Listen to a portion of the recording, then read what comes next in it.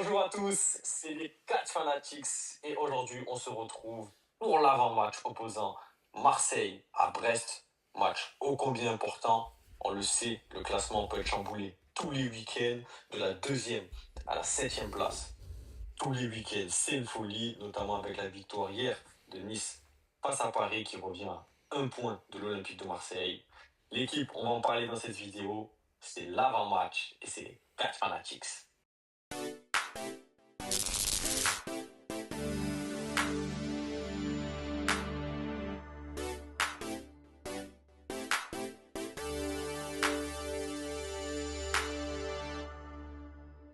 Bon, l'équipe, comme vient de le dire Jean-Marc, un match ô combien important, même s'il répète cette phrase depuis le début de la saison.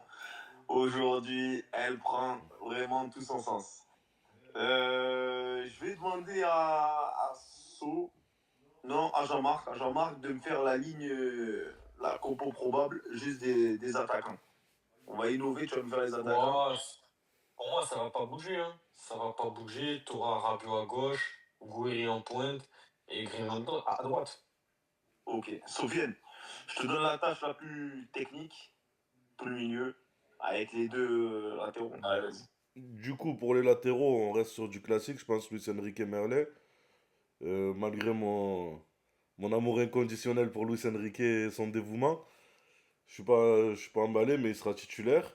Au milieu, le pivot, on avait eu Højbjerg Rongier. Et je pense qu'il est temps de remettre l'église au centre du village, comme on dit, et de mettre Benasser Højbjerg. Je pense que c'est le bon moment pour remettre les deux tauliers.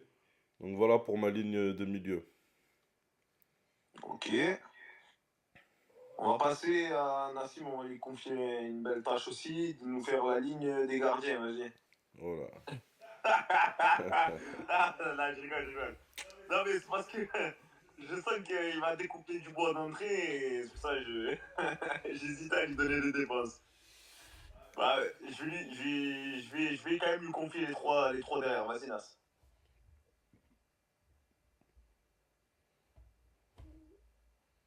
Ok, merci, ben nickel. Un jour à compter les week-ends avec personne. Avec personne derrière. Bon, mais c'est nickel. Il a résumé. Mais bon, pour donner des noms, on va quand même donner la parole à Sofiane. Vas-y, Sofiane ou Jean-Marc, celui qui veut. Ben, si... Alors, Vas-y, ouais, si JM. je peux, si je peux, après, on donnera la parole à l'homme le plus compétent dans la matière.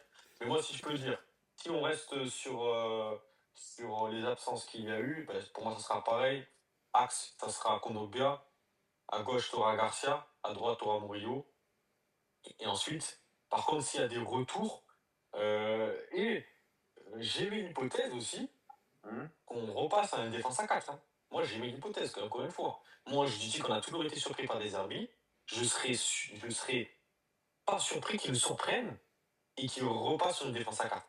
C'est que potentiellement, et peut-être que s'il le fait pas d'entrée de jeu, et je pense qu'il n'y a pas le cas d'entrée de jeu, peut-être qu'au cours du match, en fonction de comment se déroule le match, il repassera sur une défense à 4 pour progressivement, durant la fin de la saison, peut-être repasser à 4. Allez, Si, je te coupe rapidement.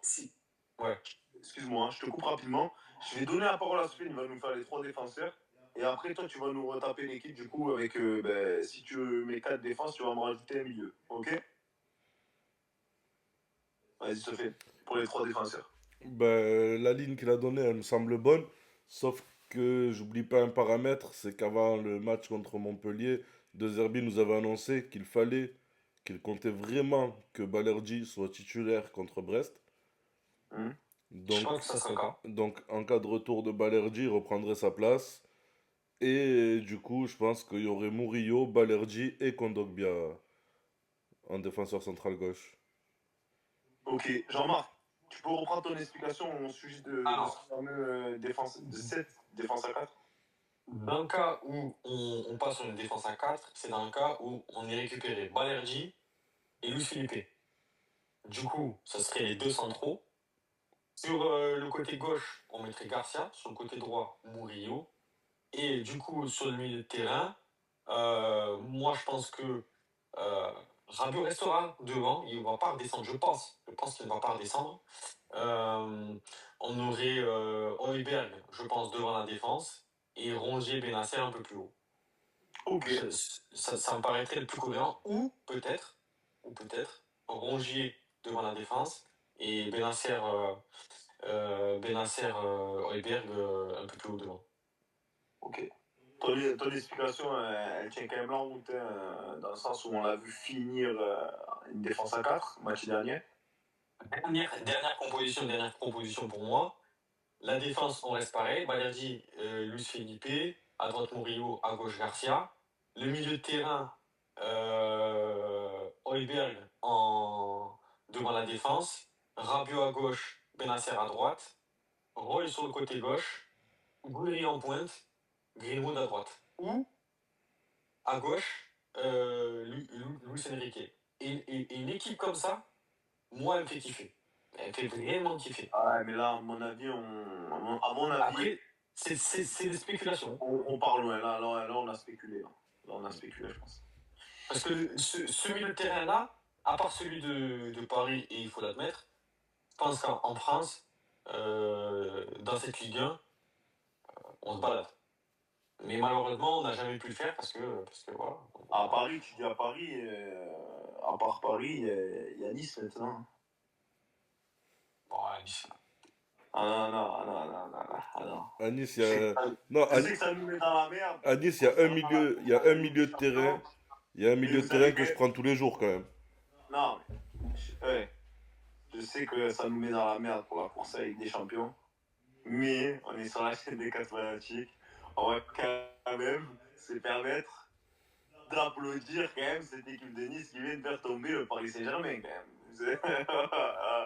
Des petits applaudissements quand même, messieurs. Pas un seul. Moi, je vous mens pas que j'ai pris un sacré grand plaisir. Un énorme plaisir. Ah, moi, j'en ai rien à foutre. C'est bien, c'est. Moi, je suis honnête. Je suis honnête. Donc, qu'attendre de ce match? Qu'est-ce que vous attendez de ce match? Qui c'est qui veut se lancer? Je vois que Nassim, il a enlevé. Comment dire? Il a mis son micro plutôt. Est-ce qu'il a envie d'intervenir? Génial. Du coup. C'est super. C'est dans la continuité. Bon, mais là. Moi, après, si je peux me permettre, moi, ce que j'attends de ce match, après, c'est toujours pareil, c'est en fonction de la composition, et voilà. Mais si on part sur quelque chose de classique, faut pas oublier qu'à l'aller, on a gagné 5-1.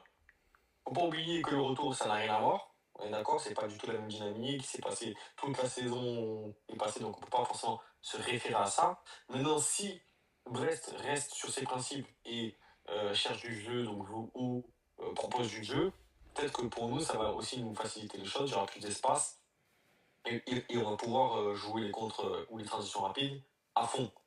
Maintenant, clairement, moi, je m'en fous de ce qui se passe tant qu'on prend les 3 points. Je m'en fous. On peut gagner que 1-0, faire un match dégage, je m'en fous. Aujourd'hui, on est dans une situation, les gars, qui est plutôt rare et très rare même dans le championnat français, où en fin de saison, tu as tout un groupe qui part en stage. En Ligue 1, ça s'est très peu vu, voire je pense que ça s'est jamais vu. Donc, on sent qu'il y a une situation, pas de crise, mais prise très au sérieux et qu'on essaie de mettre tous les ingrédients pour réussir cette saison qui est hyper importante pour le club et pour l'institution et pour les supporters. Okay. Donc maintenant, ce qu'on attend, c'est simplement finir cette saison dans les places qualificatives pour la Ligue des Champions. Et puis c'est tout, hein. Faut pas pousser plus loin. Enfin, pour moi, en tout cas, c'est mon avis. Qu'est-ce que t'attends de ce match? Est-ce que pour toi, comme Jean-Marc, on devrait se contenter uniquement du résultat? Se contenter, non. Mais ce qui compte vraiment, oui, c'est le résultat. La seule chose qui compte à l'heure actuelle, c'est de prendre 3 points match après match. Après, est-ce qu'on doit se contenter de ça? Non. Si en plus de ça, ils peuvent le faire avec la manière, tant mieux. Mais s'ils n'arrivent pas à le faire avec la manière et qu'ils le font comme dit Jean-Marc, un 1-0 et que le match soit pas terrible, ben, on prend quand même parce que l'urgence, c'est de prendre les points pour nous. L'urgence, elle est là.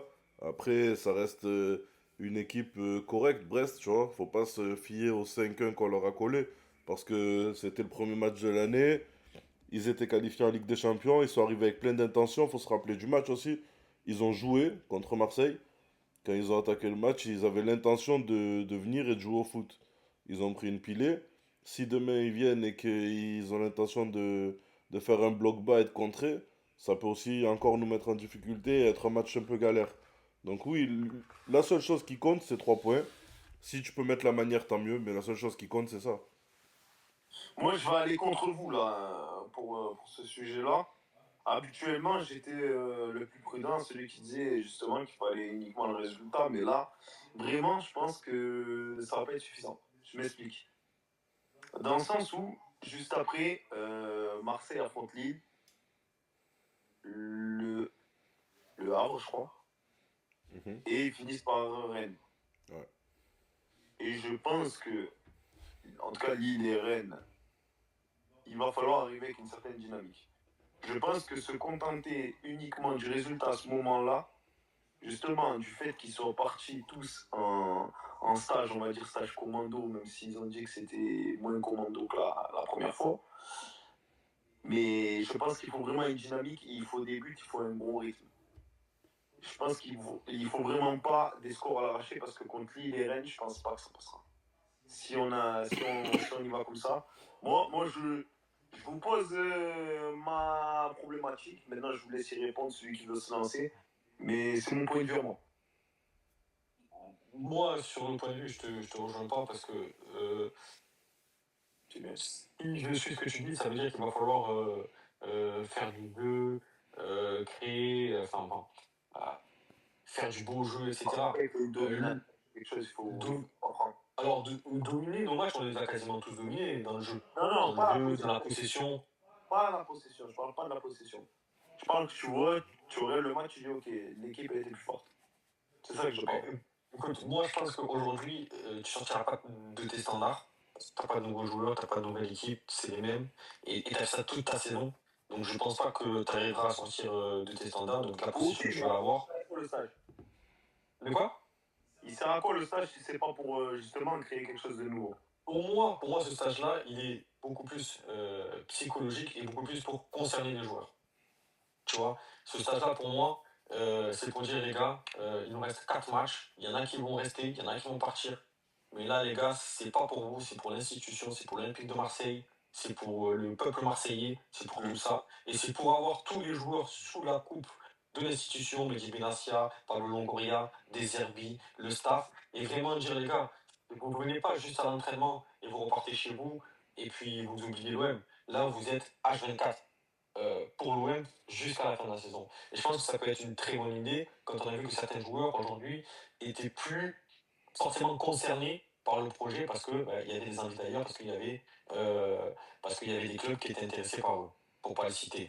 Euh, donc je pense que vraiment c'est une très bonne chose et que c'est sur ça que tu vas peut-être gagner ou il y aura plus de dépenses, il y aura plus de courses, il y aura plus de ci, mais tu vas rien révolutionner. S'il fallait révolutionner les choses, c'était en début de saison, ça n'a pas pu être le cas par rapport au recrutement, par rapport aux joueurs, des Herbes il a dit, si la saison prochaine euh, on veut que je reste et on veut faire quelque chose, il faudra repasser à une défense à 4 avec son système de jeu prédéfini sur lequel il s'est construit. Mais là, aujourd'hui, tout ce qu'il faut, c'est des points. Tu ne vas rien changer, tu ne vas rien révolutionner. Et ce qu'il faut surtout, c'est un état d'esprit. Et pour moi, ils sont partis en stage pour retrouver cet état d'esprit, cette cohésion. Dire voilà, les gars, il reste 4 matchs, on se donne à fond. Et après, chacun prendra sa route. Ouais, mais dans ce cas-là, si tu es allé pour l'état d'esprit et que tu as retrouvé l'état d'esprit, c'est lié avec ce que disait Yaz. Du coup, tu vas mieux jouer et du coup, là, tu vas te remettre en confiance parce que on l'a souligné un milliard de fois. Le vrai problème de cette équipe, c'est l'état d'esprit. Ouais. Au-delà des lacunes défensives qu'on a citées, qu'on a recitées et on a tourné autour, mais offensivement, c'est l'état d'esprit qui fait défaut. Si demain tu me dis, ce stage il leur a servi, en une semaine là de stage, ils arrivent tous motivés à 100%. Je te garantis que tu vas avoir un match différent. Tu vas voir la différence sur le terrain. Parce que ce qui nous Tout à, manquait, c'était ça, clairement. tout à fait. Moi, je pense, voilà, Sofiane, tu as bien résumé ce que moi je voulais mettre en avant. Jean-Marc, j'ai compris aussi ton explication, mais du coup, ouais, je pense que, en tout cas, si c'est pour créer une nouvelle dynamique psychologique, on se rappelle, hein, ok, il n'y a pas de nouveaux joueurs, mais on se rappelle ce qu'on a vu en début de saison. Le Mason Greenwood des premiers mois, il était incroyable.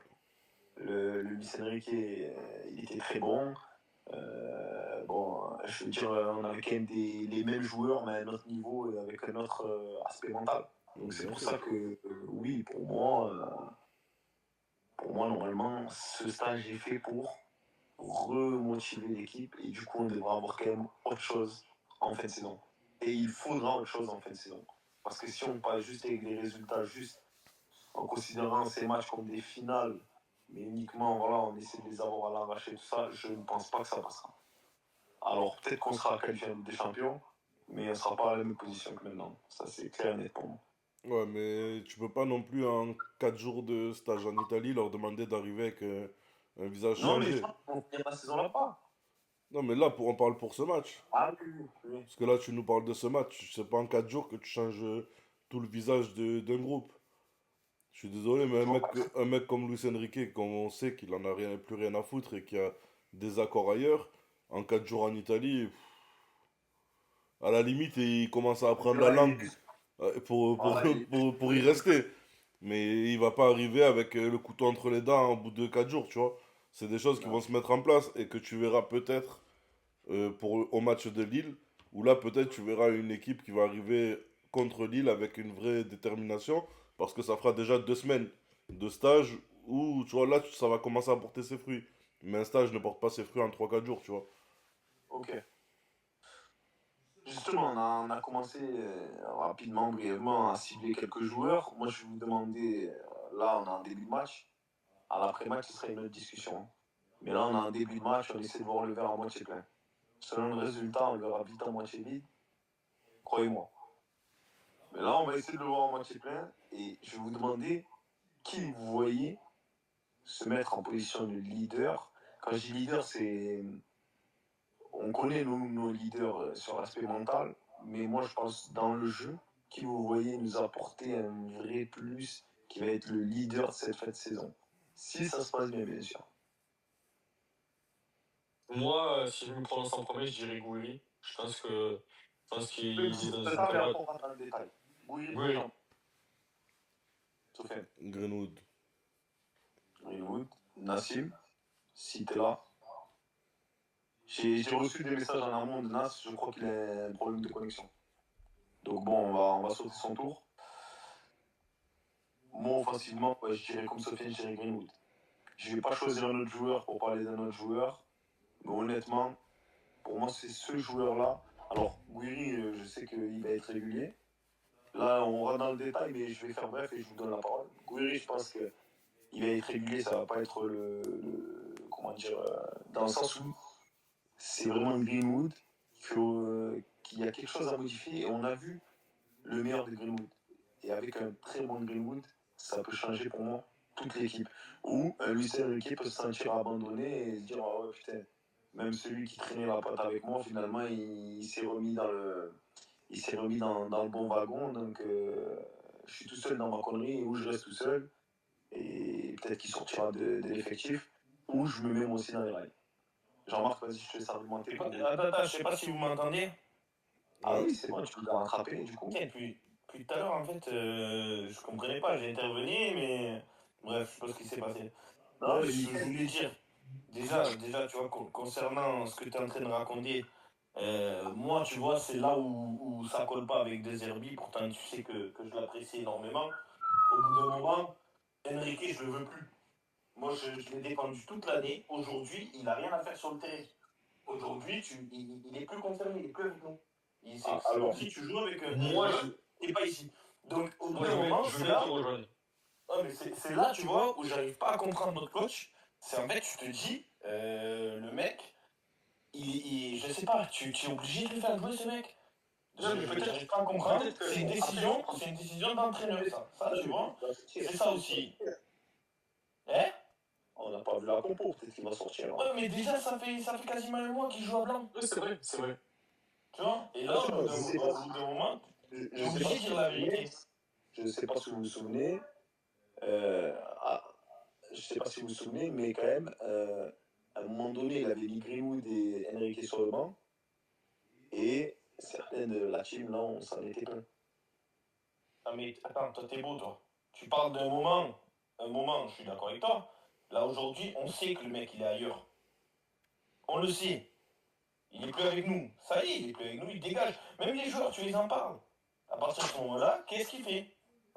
Et c'est là où tu dois intervenir en tant que coach. Tu dois sentir dans ton équipe, quand surtout des joueurs viennent te voir en te disant on a l'impression que certains joueurs sont plus là et que toi tu es là, tu fais rien. Il n'y a pas de décision prise, il n'y a personne qui est sorti du groupe. À mon Au bout d'un avis, moment, moi je l'aime beaucoup de Zerbi. C'est un grand coach dans le jeu, mais être un grand coach, c'est aussi dire des joueurs, tu vois. Allez, dégage de là. Non, c'est la vérité. Non, c'est la vérité. C'est la vérité. Tu es pas bon, tu dégages. C'est voilà, t'es pas beau, tu dégages, y'a pas de problème. Ah, mais c'est bon, au bout d'un moment, faut parler sérieux. On est là, on souffre, on manque de points. On a fait une série de défaites incroyables. Tu vois, les joueurs, ils courent pas. Ils ont les bras ballants. Au bout d'un moment, si c'est pas au coach, tu lui dis, vas-y, casse-toi. Casse-toi. Tu vois, ça y est, dégage. Dégage, casse-toi. Alors, au bout d'un moment, franchement, si on fait pas ça, qui c'est qui va le faire? C'est les équipes adverses qui vont le faire pour nous. Surtout que tu vois C'est là, que c'est le seul. Jonathan Gros, il a la dalle. Donc ça serait intéressant de. Ah, mais en fait, et c'est là où ça me fâche. Jonathan Roux, t'as pas hésité à le faire en hiver. Quand ils l'ont dégagé parce que mauvaise attitude, ils l'ont dégagé comme un chien alors qu'il était on fire. Maintenant tu le récupères, il est sur une jambe. Jonathan Gros, c'est pas un piston. Hein. C'est pas un Non, ah, c'est ça, parce que là, on à a la fin, fait tu vas me dire, Non, t'as pas compris. Je te parle pas à ta place. Pour l'instant, ça vaut pas grand chose. Non, t'as pas compris. Mais est-ce que ça vaut J'ai jamais pire? parlé de place. Ni à la place de un, ni à la place de l'autre. J'ai jamais parlé de place. Je te parle juste de différence de traitement. Le gars, il avait pas le bon comportement, il est sorti du groupe. Il y en a, ils sont même dégagés de l'équipe. Et en fait, tu te retrouves avec des joueurs, aujourd'hui qu'on le voit, Greenwood et surtout Enrique, que moi j'ai toujours défendu, tu regardes les lives depuis le début de l'année, quand il a été monstrueux, première partie de saison, j'étais le premier à pousser avec lui, vous le terminez. Là aujourd'hui, c'est pas qu'il est nul, je changerai pas ce que je pense sur lui. Mais aujourd'hui, il ne joue plus pour nous, il est plus avec nous. Quand tu le mets dans l'équipe, tu sens pas qu'il est Marseillais. Tu vois? Donc, il dégage, casse-toi. Et le boulot d'un coach, c'est de dire à un joueur, casse-toi, va te faire mettre maintenant. Tu es là, tu me sers rien, tu va te faire mettre. Ah, mais évidemment, il faut aller tranquille. Voilà, ouais, la prochaine étape, là, tu nous fais le schéma. Je crois qu'on a compris combien de gens. T'as compris le message. Ouais, c'est bon, c'est grave. Après, rien ne nous dit, comme Jean-Marc le disait, rien ne nous dit que Luis Enrique sera titulaire ce week-end. Peut-être que De Zerbi le fera sortir du 11. Effectivement, moi je suis pour. Qu'on tente de faire jouer d'autres mecs. Je suis désolé, même. Tu sais quoi, là, j'ai vu qu'ils avaient pris avec eux le petit Abdallah, là, Ouais. qui est ailier à la base.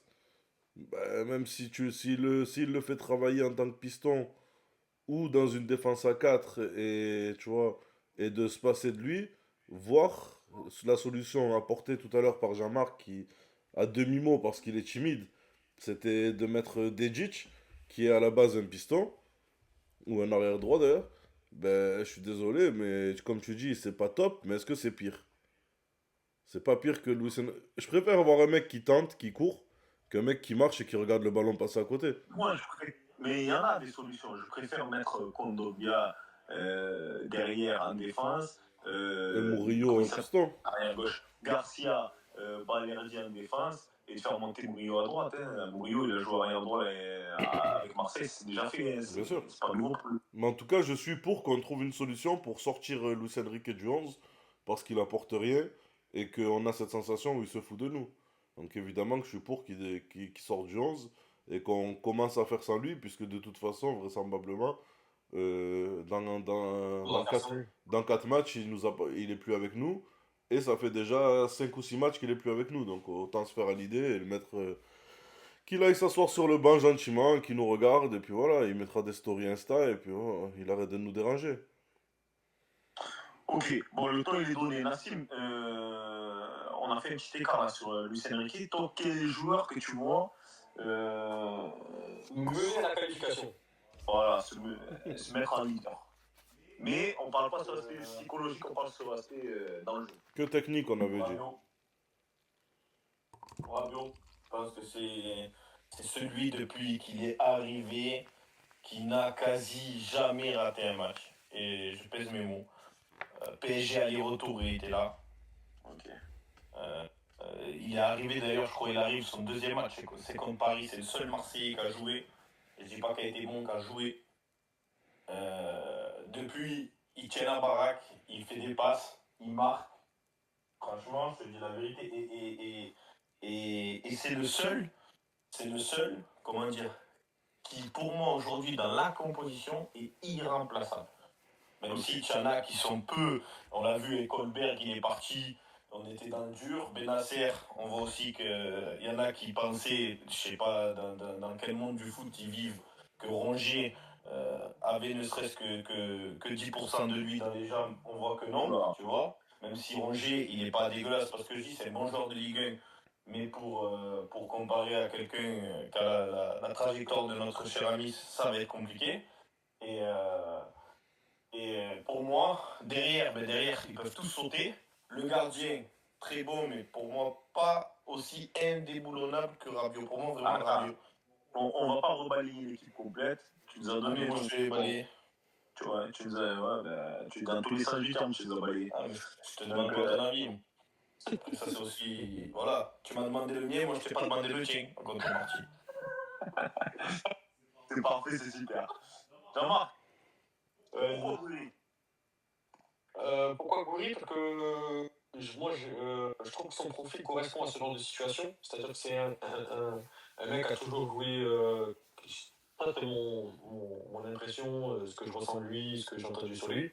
C'est quelqu'un qui aime jouer avec la pression. Je pense que le club de Marseille lui correspond très bien. Il a une période un peu plus compliquée, mais il revient de blessure. Il a raté un match ou deux. Donc là, il va se remettre en jambe. Je pense qu'il va avoir un cœur de marquer. Et je pense je pense que ça va être en pointe celui qui va réussir à planter des buts, importants, qui va beaucoup apporter, beaucoup dépenser, et qui va amener aussi toute l'équipe vers cette qualification en Ligue des Champions. Donc c'est pour ça que moi je prends lui, parce que son profil correspond à ce genre de situation. On est, entre guillemets, au pied du mur, même si pour l'instant on est deuxième. Mais ce week-end, déjà, on peut être quatrième déjà. Donc, si on ne gagne pas, on peut déjà descendre pas mal de places, et ça pousse derrière, et c'est fondement. Donc voilà, moi je compte sur Gouiri, je crois en lui, et je pense que c'est lui qui va nous amener, parce que c'est un mec qui sera toujours à 100%, même si des fois il est moins bon, il est toujours à 100%, contrairement à un Greenwood où c'est un peu plus compliqué.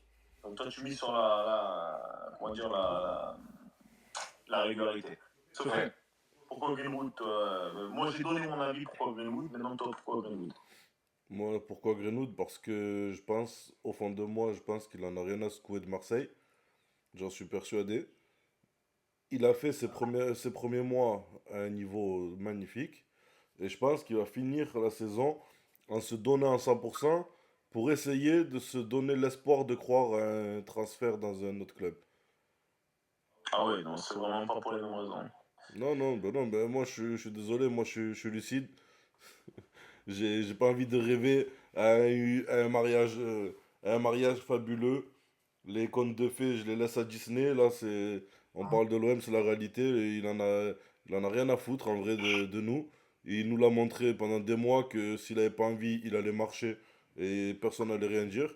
Et là, il va nous montrer que s'il veut, il peut te faire gagner des matchs quand il le décide. Et je pense qu'il va le faire sur cette dernière ligne droite pour pouvoir se valoriser et que ses agents puissent le vendre. Quand il le décide doucement quand même. On parle que de Greenwood. On parle de la Ligue 1 et je suis désolé, Greenwood, quand il décide de jouer à 100%, il te fait gagner un match. Ouais, si tu veux. Écoute. Je suis pas d'accord avec toi. Je veux pas trop t'embêter, mais. Peut-être contre C'est quoi Niort, cette mais. intervention? Ni Molasson, ni Onera. Elle a aucun sens. J'ai vraiment pas envie d'être brutal, Sofiane. Il vit ailleurs, il est dans une autre planète en ce moment. Il y a son équipe qui fait un beau parcours en Ligue des Champions et je pense que le gars il est pas complètement serein. Faut le laisser vivre son aventure, mais je t'assure que le gars il est pas réveillé s'il pense que Greenwood il a le pouvoir de changer un match. Peut-être en passerelle que tu fais, il n'y a pas trop de Il y a zéro sens, mais c'est parce qu'il a déjà oublié qu'il y a 8 mois en arrière, contre le même adversaire qui va jouer dimanche, c'est Greenwood qui décide du match. Oui, si tu veux. Pour moi, Et que tu le- plutôt que un moment je- c'est pas moi qui le collectif, veux, ce soit Greenwood. c'est pas moi qui le veux, c'est que c'est une réalité. C'est Greenwood qui décide du match. Tes bêtises, il est bon, mais il a jamais, à part sur penalty, il a jamais eu le pouvoir de changer un match. Qu'est-ce que tu Pardon racontes, toi Pardon Mais ouais. Non mais gars. remets-toi à jour, c'est bon. J'ai même plus envie de débattre avec ça, mais pas plus tard que contre Toulouse. C'est lui qui Oh, décide du putain, sort du mais match. non, mais Contre, tu oses, franchement, tu oses. ben, bien sûr, contre Nantes, aller-retour, c'est lui qui décide du match. Je suis désolé, il y a des Qui matchs. décide Bien sûr, c'est lui qui décide du match. Ouais, c'est bon, ouais, il décide quoi? Il décide pas son caleçon le matin, après, il va choisir un match, mais non, les gars. Tes conneries, ils ont fait de sérieux, quoi. Il a jamais eu le pouvoir de décision, quoi. Il est très bon, je dis pas l'inverse, mais m'énerve pas. C'est pas dire que le gars il a un pouvoir de décision. On va clôturer Il la choisit rien. On va Non, clôturer. mais toi aussi, tu laisses dire n'importe quoi, personne qui remonte, c'est ça qui m'agace. Non mais reprends la bière que t'as posée sur le côté, bois un coup quand on t'entende un peu moins parler, parce que là, dire que Greenwood n'est pas en capacité de décider d'un match de Ligue 1, c'est vraiment être déconnecté de la réalité. Allez. L'équipe. Il va falloir faire ses pronostics. Et j'ai envie de commencer par ceux qui sont chauds. On va commencer par Nas. Nassim, qui, je le rappelle, lors du premier match contre Brest, avait annoncé la pluie de buts qui, effectivement, Attends, c'est. Lui, s'est c'est passé. il demande un pronostic, il me demande le pronostic du match. Non, de la météo peut-être. Je sais jamais. On fait une vidéo sur quoi? Non, je pense quand même qu'on va gagner, mais je vois plus difficilement un 3-2, un truc comme ça. Ok, 3-2. Sofiane, 3-1. Jean-Marc, je te vois, t'as été chauffé, vas-y. 2. Ok, on repart du côté. Ah non, il faut que je donne mon pronostic. Sofiane, t'as dit combien? 3-1. Ouais, moi c'était celui que je visais. Ouais, tout ça pour 2-0. Soit tu dis pareil, soit tu la fermes toi aussi. C'est quoi ces trucs sérieux? Le gars il te dit c'est ça ce que je disais. Toi tu poses deux pronostics à 1. Comme ça si Sofiane a raison, t'as raison. Et si t'as raison aussi. On est con quoi. Vidéo, tu veux pas la remettre, sérieux? Sérieux, c'est quoi ces bêtises là? Je te propose quelque chose, je sais pas si t'étais branché à la fibre ou internet ou en mode avion, mais c'est mon avion. Mets mode avion remis, s'il te plaît. Bon, Jean-Marc, t'as fini par. Allez, moi je m'en fous, là, je donne le joueur, c'est moi qui terminé. Moi je dis Rabiot. Jean-Marc. Oui. Sofiane. Bah, Greenwood du coup. Tu l'aurais pas dit, je l'aurais senti. Je te jure, rien que pour rire. Enrique. C'est exactement là où j'allais venir. Il a oublié qu'au match précédent, il nous avait sorti Enrique contre Monaco, un homme du match, Nassim. Tu sais pourquoi? Tu sais pourquoi? Je te dis la vérité. Parce que tu vois, je me suis dit, le gars, ça a commencé à parler de l'Inter, c'est une chose, Bayern, je me suis dit, c'est une autre. Je me suis dit, le gars, non, il va faire un truc chaud, tu vois. C'est une merde. Bayern, Il a eu un ballon, il a raté. Demi. Hein? Oh, toi, calme-toi. Putain, on rentre sur des sujets, on parle de l'OM, c'est très bien, on n'est pas d'accord déjà. Non, mais l'Inter, tu vas me raconter quoi? C'est un plus grand club que le Bayern. Arrête tes bêtises un peu. Non, c'est pas un plus grand club. À l'heure d'aujourd'hui, ils ont rien à envier. Ils sont partis en finale contre City il y a 2-3 ans. Je veux dire, c'est quand même une équipe solide, l'Inter. J'ai pas dit qu'ils étaient nuls, j'ai dit le Bayern, c'est autre chose. Ok, mais non. Putain, c'est quoi ça? Oh, aujourd'hui, on est là pour dire des conneries ou quoi? Ça fait longtemps que j'ai pas fait de vidéo, mais. Vous avez pas plus de lumière, quoi. C'est pas toi qui nous l'apporte non plus. Mais bon, merci en tout cas pour ces petits Non, mais en moments. temps normal, en réalité, tu vois, j'ai une question. En temps normal, quand ça dit des conneries comme ça, il y a personne qui dit rien aussi, que pareil. Comme si de rien. Ouais, on est là, on se regarde. Ah, franchement, vous avez qu'à me dire, je te dis la vérité. Hein. Pas, parce qu'il y a des gens, ils vont regarder, ils vont se dire, tu vois, les gars, ils ont le droit de dire n'importe quoi, en fait, tu vois, je sais pas, faut quand même être cohérent. C'est la Et, liberté. on soulignera sur cette vidéo le retour en force de notre homme masqué. Il nous avait manqué, ou pas. Donc voilà, on va clôturer sur cette vidéo. Bien évidemment, l'équipe, on compte sur vous pour s'abonner, liker, commenter, partager nos différents réseaux sociaux et notamment cette chaîne YouTube. Bien évidemment, on fera une vidéo d'après-match, de débriefing de la rencontre Marseille face à Brest. On espère forcément une victoire olympienne qui nous conforterait pour l'instant une journée de plus sur ce podium et notamment cette deuxième place. L'équipe, c'était 4 Fanatics et on vous dit à bientôt.